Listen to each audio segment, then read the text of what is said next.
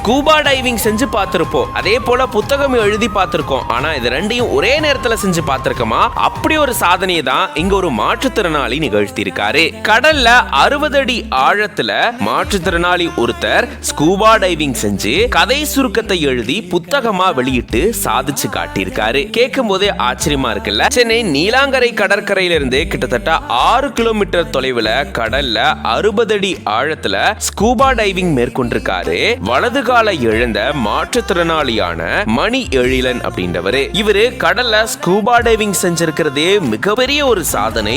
இந்த நிலையில ஸ்கூபா டைவிங்க 60 அடி ஆழத்துல பண்ணது மட்டும் இல்லாம சினிமாவுக்கான ஒரு கதை சுருக்கத்தை எழுதி அதை டைப் பண்ணி புத்தகமா கடல்லையே வெளியிட்டு இருக்காராம். கேட்கும் போதே ஆச்சரியமாவும் வித்தியாசமாவும் இருக்குல்ல? ஆமாங்க, இப்படி ஒரு சாதனை இவர் செஞ்சதா சொல்லி அசிஸ்ட் வேர்ல்ட் ரெக்கார்ட் அப்படின்ற இவங்களே இதை உறுதி செஞ்சதா கூறப்படுது. இதுக்கான சான்றிதழையும் அவருக்கு கொடுத்ததாகவும் கூறப்படுது. இப்படி ஒரு ஆச்சரியமிக்க ஒரு சாதனையை நிகழ்த்தியிருக்காரு மாற்றுத்திறனாளியான மணி எழிலன் அப்படின்றவரு. இது பத்தின உங்களோட கருத்துக்களை கமெண்ட்ஸ்ல சொல்லுங்க.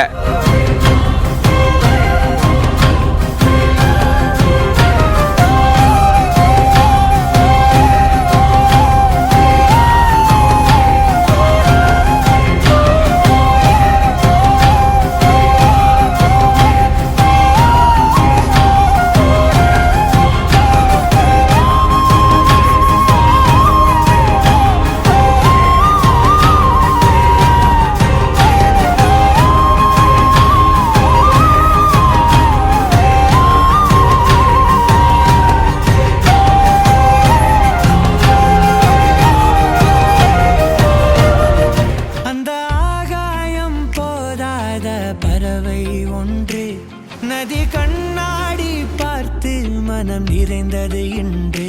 கடலால் தீராத எறும்பின் தாகங்கள் இலையின் மேலாடும் பனி துளி தீர்க்கும்.